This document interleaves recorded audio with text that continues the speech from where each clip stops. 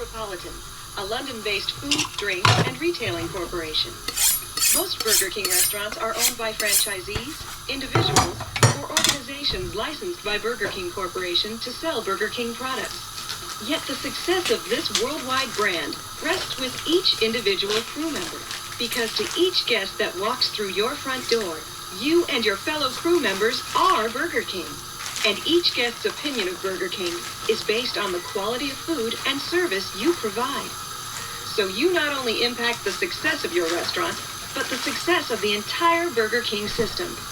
That's why it's important you approach your new job with an understanding that excellent guest service is behind everything we do. And guest service isn't limited to the front counter and dining room. Everyone contributes to guest satisfaction. Whether you run the broiler, prepare sandwiches and fries, or clean the restroom, everyone has a role. As a matter of fact, your most important job is to provide such exceptional service that our guests want to return more often. Because the more often a guest returns, the more successful your restaurant will be.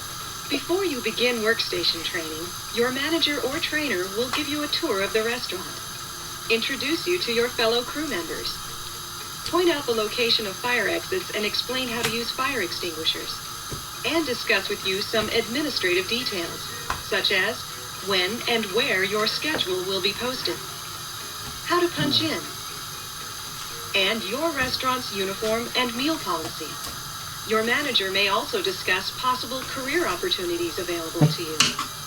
If your goal is to earn extra money, perhaps to put towards school or a new car, our flexible schedules may make Burger King the perfect job for you. Burger King is also a great place to work if you're looking for career opportunities. Many of our restaurant managers and restaurant owners began their careers as crew members. Whether you're interested in a career or just a part-time job, at Burger King you'll learn skills that will benefit you throughout your life. Skills like cash handling, teamwork, and dealing with and serving the public.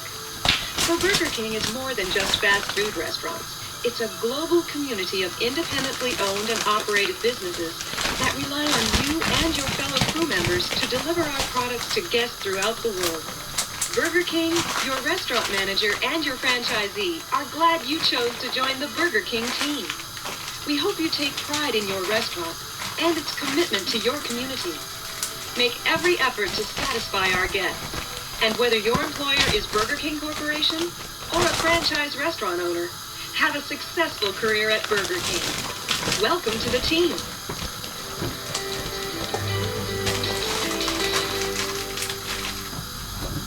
The broiler is the heart of the Burger King restaurant. All our Whopper patties, burgers, and broiled chicken patties are cooked on the broiler. Without the broiler, Burger King just wouldn't be Burger King.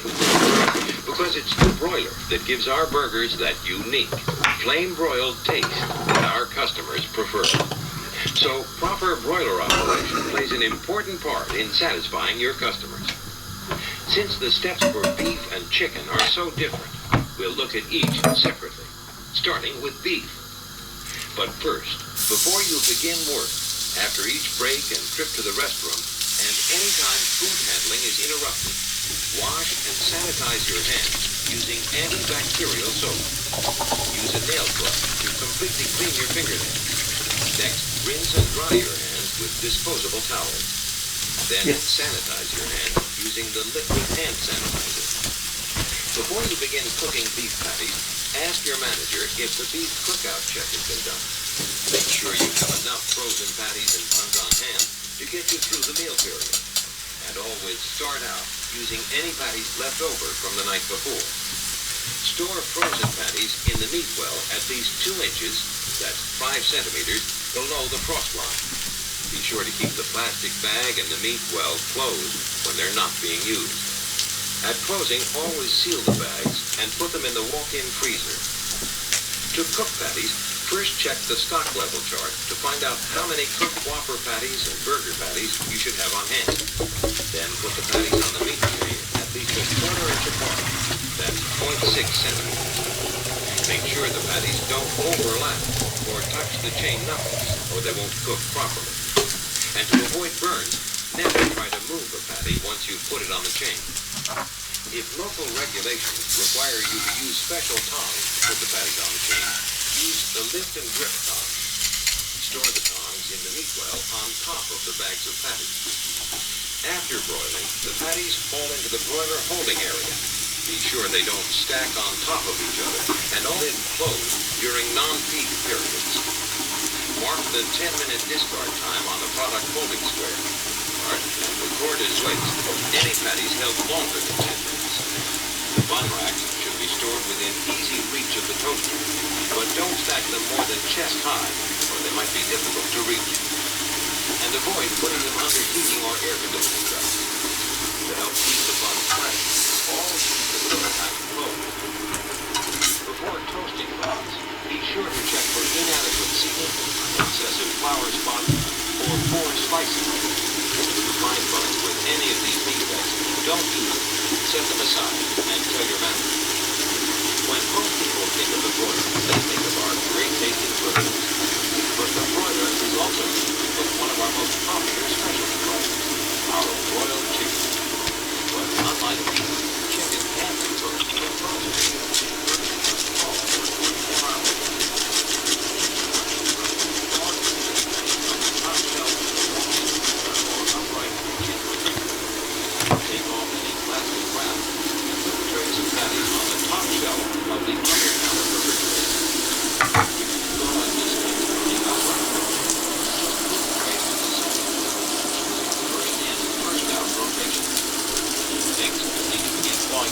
For tomorrow.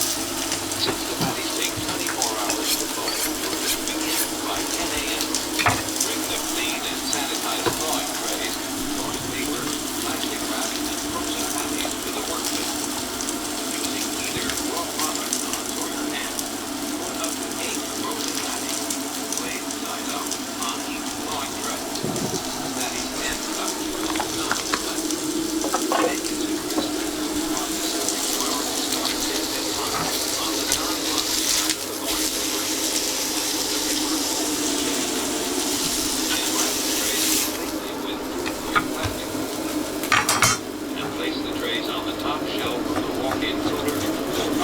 reach-in refrigerator.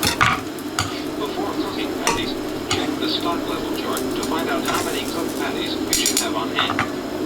Then, using raw product tongs, put the patties, glazed side up, onto the patty feeder at the right side of the broiler feeder. The patties should be 1/4 inch apart at 0.6 centimeters.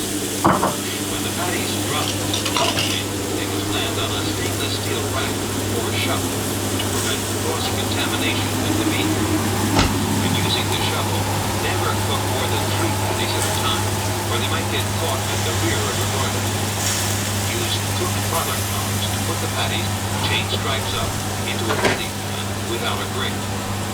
Put a lid on the pan and place it in the back of the multi-product holding unit. Then mark the 30-minute discard time on the product holding square. Discard and record as waste any patties held longer than 30 minutes. Since most of our sandwich products are cooked on the broiler person plays a key role in delivering exceptional guest service. By following all the proper procedures, you help ensure that each of our customers receives fast service and safe, high-quality, great-tasting food. It all begins with you. The broiler is the heart of the Burger King restaurant. All our Whopper patties, burgers, and broiled chicken patties are cooked on the broiler. Without the broiler, Burger King just wouldn't be Burger King. Because it's the broiler that gives our burgers that unique, flame-broiled taste that our customers prefer. So proper broiler operation plays an important part in satisfying your customers. Since the steps for cooking beef and chicken are so different, we'll look at each separately, starting with beef. But first, before you begin work, after each break and trip to the restroom, and anytime food handling is interrupted, wash and sanitize your hands using antibacterial soap. Use a nail brush to completely clean your fingernails. Next, rinse and dry your hands with disposable towels. Then sanitize your hands using the liquid hand sanitizer. Before you begin cooking beef patties, ask your manager if the beef cookout check has been done. Make sure you have enough frozen patties and buns on hand to get you through the meal period. And always start out using any patties left over from the night before. Davis, command on internal. Telemetry in lost condition. Affirmative. This one internal DC. Affirmative. Pressurization complete. Affirmative. All reporters in the truth have dispatched. Ready or start.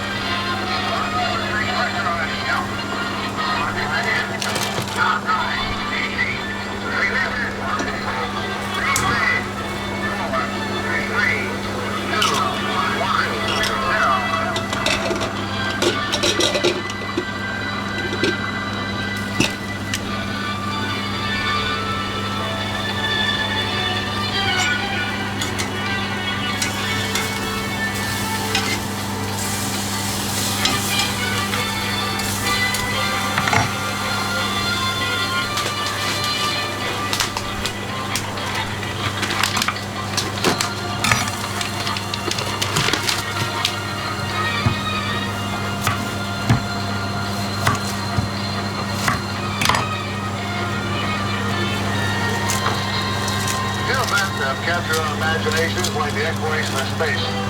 Hi, I'm Jim Lovell, former NASA astronaut, and if you're like me, you'll probably stand in awe of the creativity of the people who put together a space watch. But I'll tell you something. Many of the principles of planning and organizing and executing a watch are put to use by you every day as a manager of McDonald's. And you may not believe it, but getting a worldwide company like McDonald's flying can be as challenging as sending a rocket to the moon. And you'd be surprised how important you are to that operation. McDonald's. It's a name that means a lot to people all over the world. We build a reputation on quality food, fast service, consistency, and cleanliness.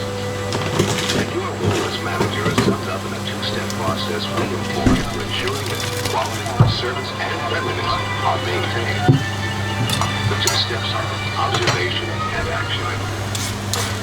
Jim, it all begins with a plan, consisting of a checklist, a to-do list, and a travel path. They provide a step-by-step method by which we plan and prepare our work plans. I've been part 4 missions, so I know exactly how important those plans are. Our space flights must be programmed literally to the second. And for the most part, all aspects of a flight are controlled by a computer program. Oh, yeah, Jim, but you don't really think that our list is as important as your program, do you? You know, there's a lot of difference between the space launch and McDonald's, no doubt about it. But you'd be surprised how important proper planning is to both endeavors. Take a look at that. The floor control system developed by McDonald's provides you with a step-by-step system for the preparation of your store's workday. Proper utilization of these items allows you to place into motion the first of our two-step floor control process, observation. I use my checklist as a guide when I inspect the area around my store. The parking lot, the corral, the bathroom, the service area and lobby, and of course the dining area. I'm looking for trash, debris, broken equipment, anything which may detract from our quality, service, or cleanliness. That includes people and products too. In my observations, I need to know who's scheduled to work and where would be the best place to position them. I also use the list to check product, food, raw products, paper, right up. Is all the equipment turned on and in good working order? Are the utensils in place? The checklist is really only a reminder of everything that must be checked before your shift begins. You are, of course, observing to make certain that McDonald's standards in several critical areas are being met. This program is not designed to educate you about these standards. Your McDonald's operation and training manual is your source for that information. To supplement this checklist, I also use my to-do list. In my checklist observations, I'll find areas which may require some action on my part. If I can correct the problem right away, I do. If I can't, I make a note of it on my to-do list and get it squared away as soon as I can. To solve this problem, we're going to give you an opportunity to react to the same situation. Remember, Bill was confronted with 3 problems: a broken faucet in the washroom, a breakdown of his walk-in refrigerator, and 2 inexperienced crew personnel. Also, keep in mind that Bill's particular problems occurred before his store opened for its day's business. Nonetheless, it was imperative that he act as soon as possible to rectify these situations. At McDonald's, we've devised a simple formula for dealing with nearly every floor control challenge. This formula is comprised of 4 criteria that must be applied to every situation. These criteria are stated in the form of questions. Is there performance discrepancy? Does it have direct or indirect effect on our customers? What is the degree of direct effect? What is the priority of indirect effect? Performance discrepancies, quite simply, are any occurrences that deviate from McDonald's standards. First degree of direct effect refers to any situation that directly impedes delivery of products to the customer. Second degree of direct effect refers to any situation that inhibits the comfort or convenience of our customers. Third degree of direct effect refers to any situation that affects the appearance or function of a store without impeding the sale of products or affecting the comfort or convenience of customers. First degree of direct effect problems should always be tended to first, then second, then third degree. Direct effect problems must always be addressed as soon as possible, regardless of degree. Indirect effect discrepancies, however, do not always require immediate response. They should be solved in the course of your daily business preparation. However, you must also apply a system of prioritizing these indirect effects. A decision must be made about indirect effects, those which must be done immediately, those that can be put off for several hours, or those that can be put off for a day or more. Actions that must be completed immediately we classify as A priorities. Those that can be put off for several hours are B priorities. And those that can be put off for a day or more are C priorities. These criteria can and must be applied to every situation. Decision or choice must be made, both for direct and indirect effects. Let's practice applying them to some specific situations. Open your workbook to section 1. Follow the instructions carefully on that page. Now, stop the tape and complete the exercise.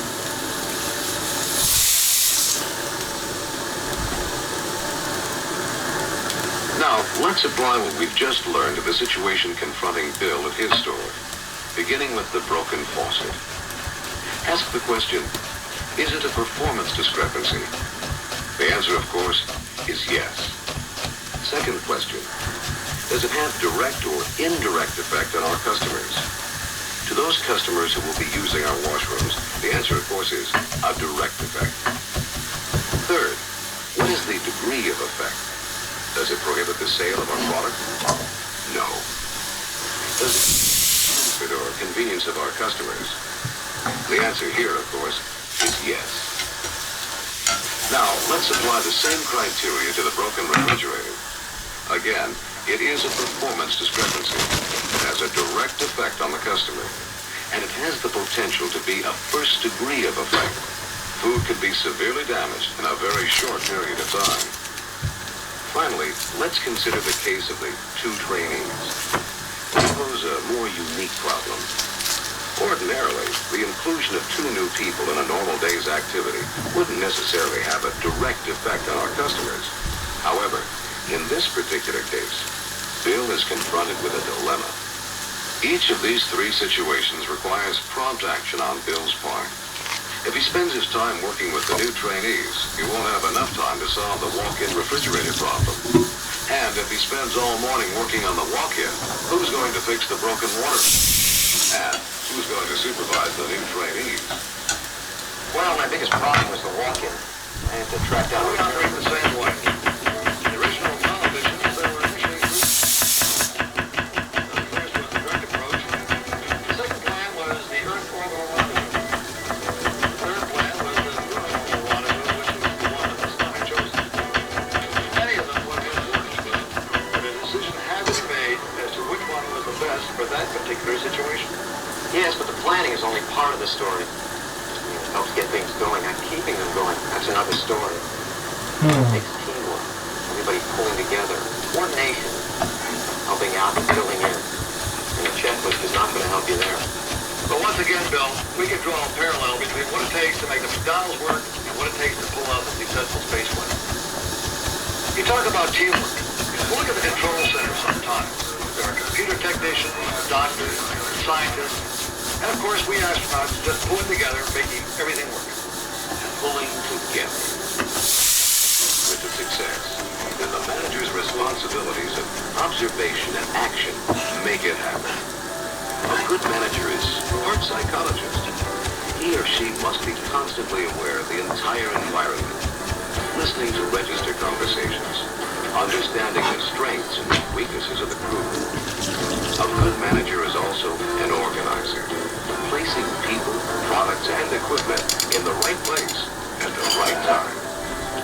A good manager is part teacher, helping new and experienced personnel to do their jobs better.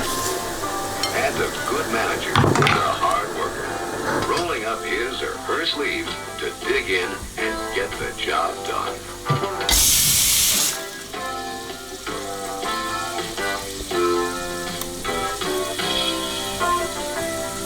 Let's take a look at it ourselves. Turn your workbook to section 2 and stop the tape.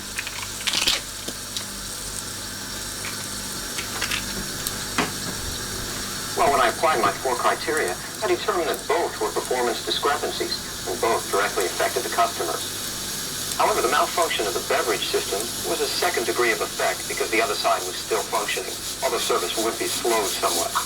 The broken transmitter was, in reality, a first degree effect. I had to figure out a way to provide the convenience of the window without a transmitter. So I stationed a crew person at the order board to take orders and went to work to see what was causing the malfunction in the beverage system. Pretty quick thinking on the fire, Bill, but it made a lot of sense. Your approach was logical. You applied a system of troubleshooting, your 4 criteria, and you acted. Yeah, all in about 20 seconds. Well, that's what being a manager in control is all about. Our astronauts have faced the same split-second decisions. Remember John Glenn? Of course, he was the first. Yes. Did you know he had to make a split-second decision just prior to re-entry? Oh, really? You bet. As he prepared to re-enter the Earth's atmosphere, the automatic control system malfunctioned. Now we're talking about re-entering the atmosphere at such speeds that an intense amount of heat builds up around the capsule. And every second those retro rockets delay in firing puts the capsule miles and miles off course. So you can see how important it is to be prepared for such an occurrence. You mean he could have thumped down instead of splashed down? Possibly. He could have landed on dry surface or in unfriendly waters. Instead, he made a decision. Manually fired the retro rockets and made a successful landing. Off target, but safe. Brother, I can see how you astronauts really must be in control of your ships, huh? Just like you're in control here, Bill. We don't just go along for the ride. We're there to take over when the systems go haywire. Systems and people, too. You know, a big part of my job is making sure the right people are in the right places. Just as NASA handpicks its personnel based on their skills. But some astronauts, like Glenn, Shepard, and I, were pilots. Others, like Jack Schmidt, were scientists. Joe Kerwin on Skyland was an MD. You know, we have a lady here, middle-aged, been with us several years. She's good at the fry station, providing consistent product. She's also good at the register, has a good memory, is friendly. She's all of these, except when traffic is at its peak. I was using my observation checklist and noticed that she gets flustered, makes mistakes. Well, I hate to fire her, though, because she is good most of the time. So, what did you do? Well, We'll pause here again to let you respond to this challenge. Open your books to section 3 and stop the tape.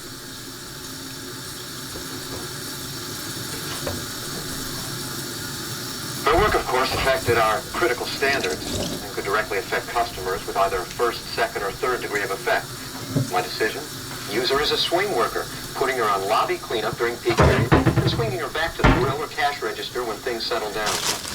Again, your observation, analysis, and action were based on those 4 important criteria. It seems they're the focal point of your management skills. If you become familiar with them, so familiar that you can instantly apply them to any situation, well, you can see how any of those situations can be solved. But if you leave any of the criteria out, it won't work. Bill, it's repetition. Going over again and again. You have to make it second nature. Now, when we prepared for his space flight, we went through exercises, both mental and physical, over and over. We drilled, and drilled, until our senses were finely tuned to just about any situation. But can you really cover every conceivable problem in your training? Of course not. But we learn to be aware, to make decisions, and to react. Really, that's all we can do, too. It's the most important part of our jobs. That's why we're called managers. The system already exists, Jim. Just our job to make sure it works the way it's supposed to. We can't let circumstances affect us. We have to affect them. That's what our job is all about. And ours. I tell you, it happens here all the time, Jim. Once I was following my bin chart religiously. The waste at certain times seemed to be higher than at other times. According to the charts, well, that shouldn't have been happening. There was a problem somewhere in the system? I had to find it. But again, I had my plan. Here's another problem for you to attack before Bill shows you how he handled it. Turn to section 4 and stop the tape.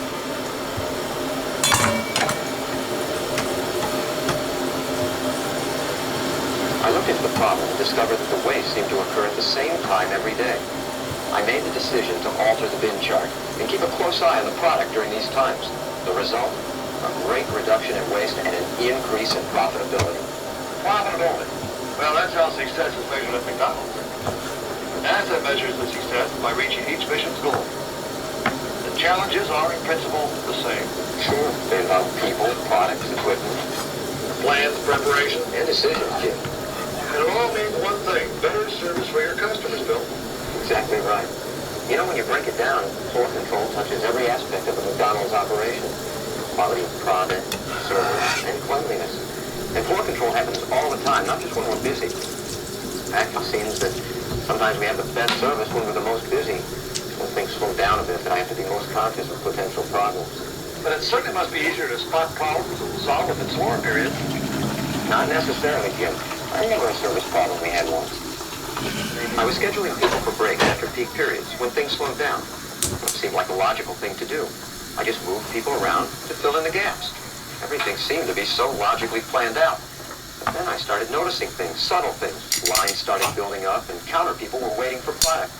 It dawned on me that my plan had backfired. I had too many people on break, yet I had to give everybody a rest. When could I do it, other than at slower times? But if I did, how could I continue to give good service? That's a good question and a common problem. How would you handle it? Stop the tape and turn the workbook to section 5.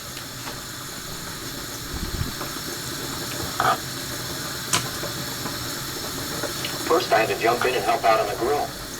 Then I had to look more closely at my schedule, make scheduling changes, and keep my eyes open for any lull in the business so that I could schedule only 1 or 2 people on break at one time. I had to put into action my observation skills. I couldn't allow them to slack off when business did. I see what you mean. Essentially, this is the crux of floor control. Your ability to observe potential problems and act on them before they become real problems. We had another unique floor control problem one time, Jim. A girl was working the number 2 register. In the normal course of observation, I noticed that she had rung up an order for 1 quarter, but there were 2 on the tray. Well, at first I dismissed it because we were so busy at the time. The more I thought about it, the more I became suspicious. The customer was a friend of hers. I knew that much. I'd seen them together outside of work, and we'd been having some problems with them. I'll touch your area, I'm sure. Sir Lynn, could you get us a couple of black coffees, please? Sure. Thanks. Nonetheless, I had to do something about it. To do something. Yes, that is the most important role of the manager. How would you handle this challenge? Turn to section 6 and stop the tape.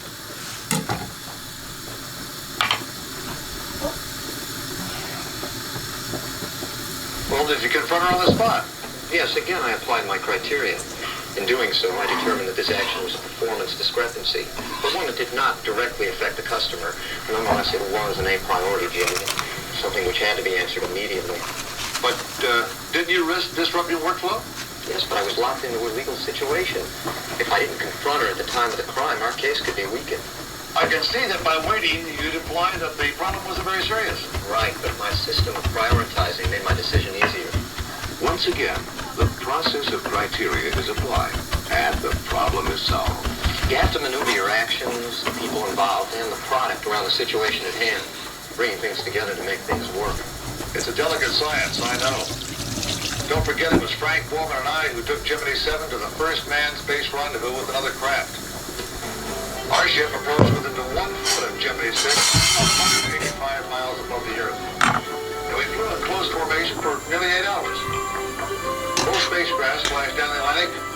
within 10 miles of the predicted impact zone. That's astounding.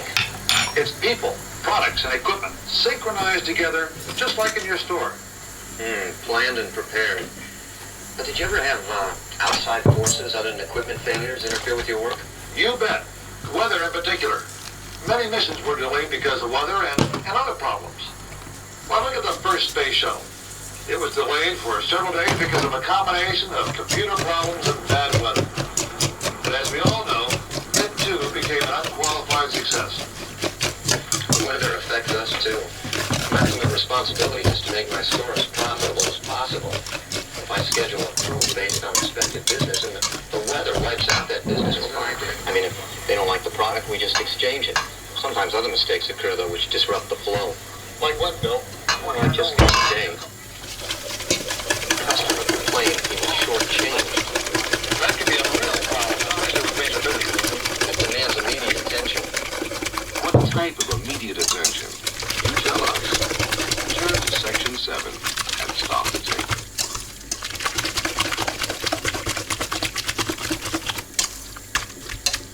He had just been served, so I asked him to have a seat and enjoy his meal.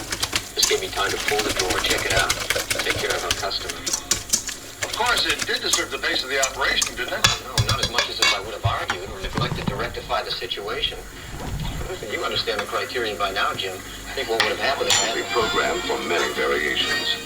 But there is no computer complex enough to store even a fraction of the possibilities that might arise at one of our restaurants. This is why we hope that the exercises you've been through today help you understand two basic concepts of floor control.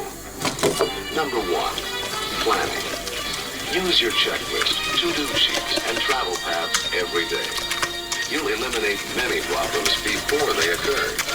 And you'll keep your operation running with teamwork, coordination, enthusiasm, and productivity. And number 2, use the 4 criteria and the 3 degrees of effect and prioritizing to analyze a problem when it does come up. They'll apply in some way each and every time something out of the ordinary occurs. Of course, we want...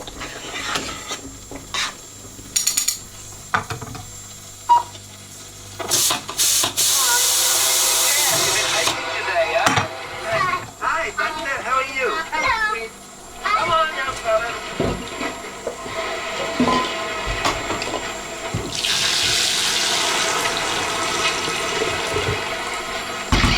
You're the one, Bill Quigley. The one who holds our future in his hands. Good afternoon, sir. Afternoon to you. We're making a research film, and I wonder if we could ask you a few questions. Well, I was on my way to get a bite to eat, but you can ask me some questions. Thank you. May we ask you where you're going to have a bite to eat? Just up here to Wendy's.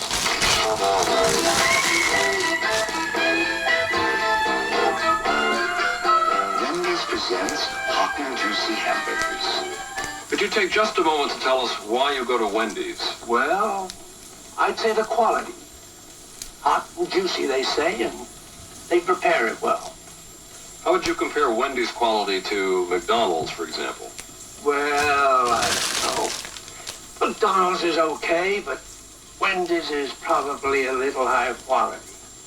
You know, it does seem to cost a bit more, though. I'll tell you, I'm never quite sure what's in the meat at McDonald's. No, I think they put soybeans in it. And another thing, they sell so many of those hamburgers. So I just don't see how they make sure each one is cooked right. This story does not have to end this way. With your help and your participation, Bill Quigley's story can end this way. Sir, can we ask you where you're going? Just up here to McDonald's. Well, what about the food quality at McDonald's? Everything top grade. It's 100% pure beef. Cooked just right, too. You know, they sear it to seal in the juices. Serve it up. You can't find a better hamburger than McDonald's. For a lot of people, like Bill Quigley, the one issue, the only issue, is quality. Now you know, and I know, that what goes in your back door is the finest quality in the fast food business. But Bill Quigley doesn't know that. Why? Maybe because we haven't told him. But starting July 25th, that's all going to change. Bill Quigley's mind is going to change because you and I are going to tell him the McDonald's quality story in a way that's never been done before. We're going to tell him what's in the meat. 100% pure beef. No fillers, no extenders. We're going to show him how good that meat looks, how carefully we cook it. We're going to tell Bill Quigley how we sear the meat. We're going to show him why, how it makes the meat flavorful and juicy. And we're going to prove to him that our system makes the best tasting hamburger in the world, ready and waiting for him as soon as he walks in the door. Hi, Mr. Quigley. Hi, Kevin. And always hot, tasty, and delicious. For 6 weeks, starting July 25th, we're going to talk quality in a way that will outclass everyone in the fast food business, from Wendy's to Kentucky Fried Chicken. We're going to show them just how good our food is, how carefully we cook the French fries, crisp and golden on the outside, tender on the inside, and always hot, fresh, and good. We're even going to talk about the quality of the pickles and the onions, the fresh, crisp lettuce, the mellow goodness of the cheese. And we're going to show how carefully our crews are trained to put it all together to produce McDonald's quality. Operations and quality assurance will be doing our part. At the National Operations Convention, the subject will be food quality. We'll be telling you about a new hamburger production system which will result in a tastier, juicier product. We're publishing special product specification guidelines, like the fun book all of you should have seen by now. We'll be stepping up our visits to suppliers and updating and simplifying the quality assurance manual. And specific reminders and checklists on quality will appear in each issue of the Operations Newsletter, Insight, and Cruise News. Later on, we're going to show you a separate film which explains the particulars of an exciting crew motivation program that will make our quality objectives a reality for the customer. All the Costco stores will be participating in the crew motivation program. From the supplier through the crew, our quality will be tops. Remember, my future, your future, is in Bill Quigley's hands. Come July, let's all get together and tell our quality story. Together, as one voice.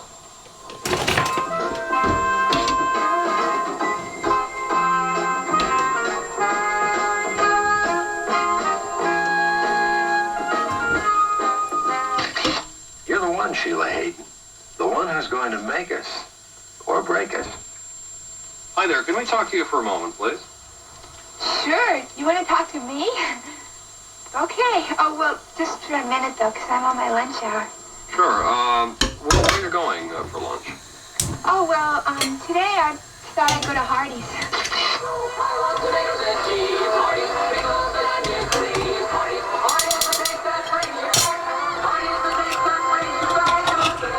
Would you mind telling us why you go to Hardee's?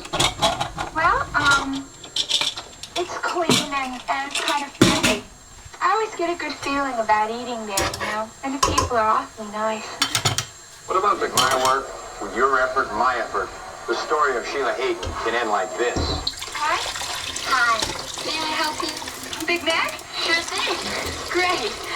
What you've just seen is an expanded version of a scene from a McDonald's quality commercial called Sheila Hayden. One of the themes of this commercial is quality service. Service that has some thoughtfulness and real concern for the customer. Now we're asking you to run this commercial in August, but we're also asking you to make sure that the commercial is true, to make sure your own QSC is at its shining best when this advertising goes on the air. We want you to take inspiration back to your managers and crews. Tell them that McDonald's needs their best clean, their most courteous service, their highest commitment to quality. Tell them we're going to promise the Sheila Haydens of this world that McDonald's, not Hardee's, is the place to go to find hot, tasty food or a gleaming, clean restaurant. And tell them we want to deliver on our promises.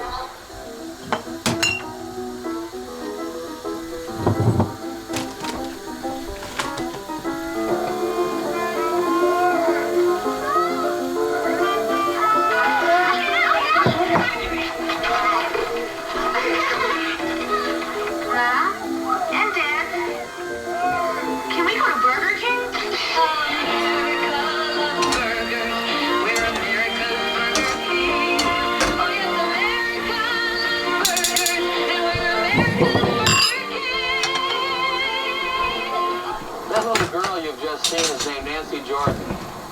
And her story could end there, I guess. if we just sat back and let Burger King have its way. You know, Burger King and a lot of our other competitors have been doing advertising these days that looks very familiar. Looks like our advertising, in fact. Nice music, pretty pictures, smiling crew people. They probably think they've got our secret. Think they've got us beat. Well, I'll tell you something. Come this July 25th, you're going to teach Burger King and all our other imitators a lesson. You're going to teach them that when you follow somebody, you're always a step behind. To prove a point, I want you to see the end of the Nancy Jordan story the way America is going to see it this July and August. Hey, Mom? Dad? Can we go to McDonald's? No French fries at camp?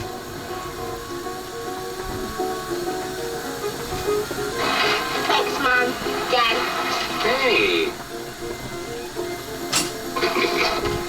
It's good to be home. Oof. See what I mean? That's part of the advertising that'll be on the network for 6 weeks around August. 3 60-second commercials about Nancy Jordan, Sheila Hayden, and Bill Quigley. Plus radio, newspaper, and a complete package running in both black and Spanish media. Running at 100 gross rating points a week. Now that's from Outnaz. The other 200 gross rating points come from you. Now I know you haven't seen a complete commercial yet, so just in case there's any question in your mind, I want you to see the 60-second Bill Quigley spot in its finished form. You're the one, Bill Quigley. We do it all for you. It's you we choose the beef for. 100% pure beef, including selected cuts like chuck, round, sirloin. No fillers, no extenders. Hi, Mary Beth. Hi, Mr. Quigley. For you, every McDonald's hamburger is sear-sizzled the McDonald's way to lock in the juices, seal in the flavor. Take care of yourself. Bye-bye. You have a good day. Bye, Bill. For you, every hamburger is cooked with care by people who take pride in producing quality. It's almost ready, Bill Quigley. The perfect McDonald's hamburger. Hi, Mr. Quigley. Hi, Kevin. Hot, fresh, and Hey, good. Mr. Quigley. At McDonald's, we do it all for you. 1 quarter pounder, please. Just made it, Mr. Quigley. For you, Bill Quigley. Thank you. Now I know that you're with us on this quality vertical. If McDonald's stands for any one thing, it stands for quality. And the least that we can do is to get together and sing our quality song loud and clear with one voice. We have a lot of good advertising for you to run. We have some beautiful point of purchase. And we have a new tested crew motivation program. You know, those young people are some of the best.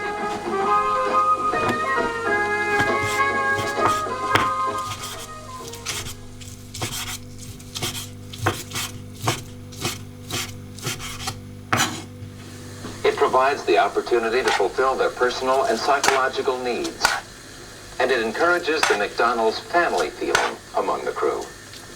It's all carefully designed to get your crews to feel pride in their work, pride in themselves, and pride in the food and service they provide. The QQ program represents the major the quality vertical. And to ensure full participation, we'll send it to you free when you order the quality POP kit. In each motivation kit, you find detailed instructions explaining the entire program and how it works. Let's take a look at the actual Crew Q program. It's presented by your manager to the crew in their own meeting room. This flip chart has been designed to create an exciting crew meeting. First, the crew will see our 3 quality commercials. This is to focus on quality and to show the crew that they are so important that they get to see the commercials before anyone else. The flip chart then encourages crew participation in determining exactly what McDonald's quality is and how they can influence and improve it. The meeting will emphasize that quality at McDonald's depends upon the crew, and that your crew can be as good as it wants to be, and yours is going to find out just how good it can be. How? By asking the people in the best position to tell us, our customers. The Crew Q kit contains 8,000 customer rating cards. Times a week by the manager and 2 elected crew representatives. And the scores posted on this Crew Q scoreboard. At crew meetings each week, group pride and individual pride will motivate your crews to raise the quality of the product they serve. And the lobby poster will show your customers just how committed your crews are. We'll reward all these efforts with 3 levels of awards. If 30% of your customers rate your food quality as excellent, then each crew member will receive this certificate. 35% excellent means a certificate and a Crew Q uniform patch. The highest awards, 40% or better of the cards marked excellent, qualifies your crew as outstanding, and each crew member is awarded a certificate and a golden Crew Q pin. So there it is, the program that will help all the It's involving, exciting, and it will turn your crew people into motivated, quality-conscious individuals. And this program has been tested and proven. It works. And starting July 25th, your customers will be seeing quality advertising on television, and they're going to be expecting quality food. A total commitment to the entire vertical program will make sure they get it. So that every Sheila Hayden, every Bill Quigley, every Nancy Jordan who comes in through your door will be served. Great slam dunks. It's my job to deliver it, and I love it. When you put on your McDonald's uniform, your customers want more than just quick service with a smile. They expect to be treated as a guest in your home. And if you hadn't had the greatest of days, it's up to you to put on a show and do whatever it takes to satisfy your customers.